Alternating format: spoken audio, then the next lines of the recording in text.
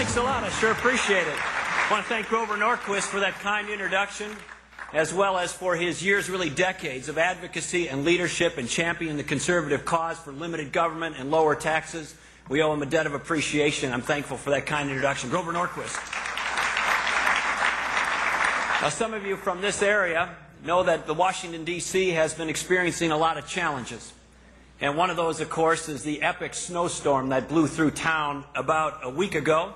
Schools were closed, businesses were closed, people couldn't come and go as they had hoped.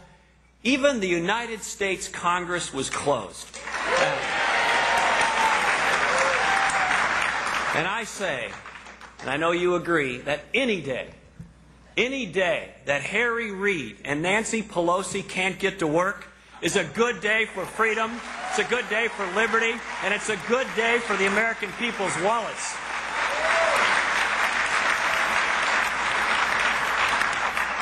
Now, you know that with these terrible weather conditions that this isn't President Obama's fault. He inherited these problems from President Bush. You know that. That's the line. I'm delighted to be joined here this morning by the fabulous, wonderful, beautiful First Lady of Minnesota, Mary Pawlenty.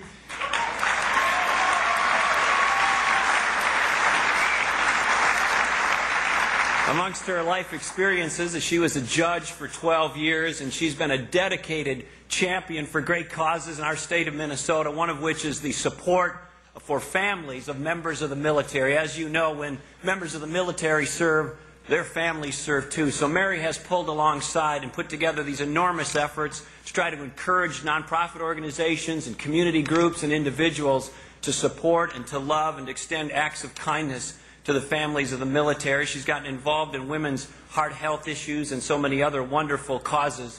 But I do want to share with you, and you probably can relate to this, if you have a spouse or a significant other, they do a pretty good job of keeping you grounded, keeping you on track, keeping you within the guardrails and making sure your expectations are about right. And so I had this experience very dramatically with Mary in 2001. I was the majority leader of the Minnesota legislature, and I had pretty much decided I was not going to run for governor. I came home to our house in Eagan, Minnesota, and was coming in the door, and I said, honey, I don't think I'm going to do it. You know, Jesse Ventura looks like he's going to run again, and this is such a blue state, and leans so hard the other way, and you know, it's really time to turn the page. I've been at this for a while, and I've done what I can. And she grabbed me literally by the lapels. And she looked me straight in the eye and gave me a speech that would be right out of a Rocky Balboa movie. I mean, she said, we need you, Minnesota needs you, you be strong, you get in there, you fight, you can do this. I thought, man, all right, I'm in. So I ran, and in a state that really is an uphill battle for a Republican, much less a conservative, I won. So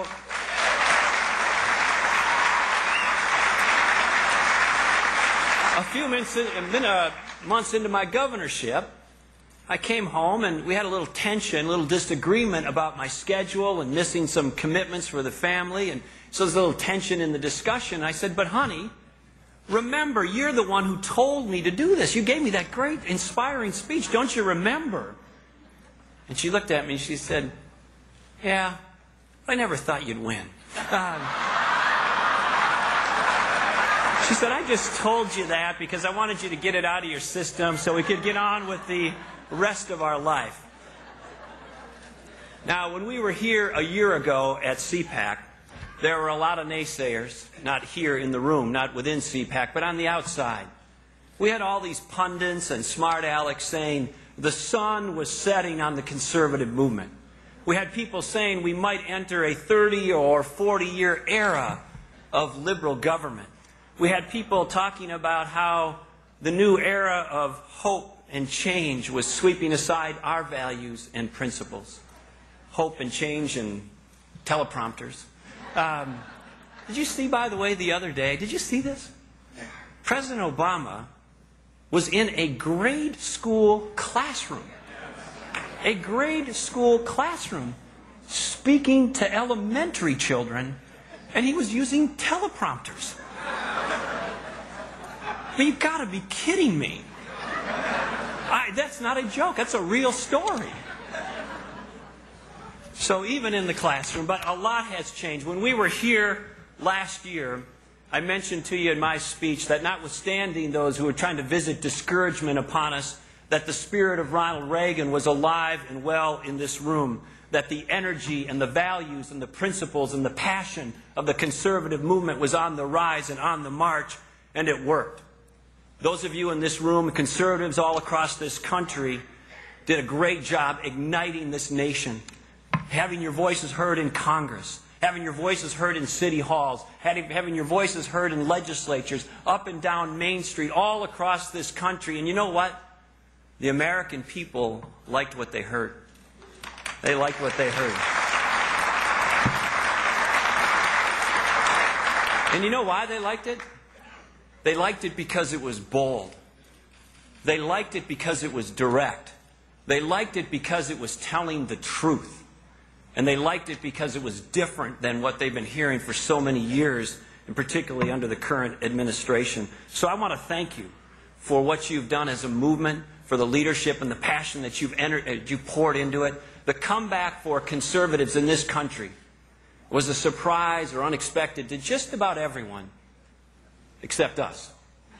Except us. We knew that when freedom is attacked, when our freedoms, our principles, and our values are attacked, a powerful movement will rise up and fight back. And that's what happened. And I thank you for it.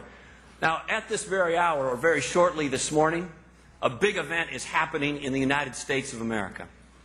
Tiger Woods is holding his press conference at 11 o'clock Eastern.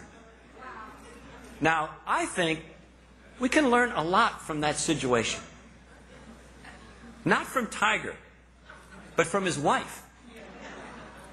So she said, "I've had enough." She said, "No more." I think we should take a page out of her playbook and take a 9-iron and smash the window out of a big government in this country.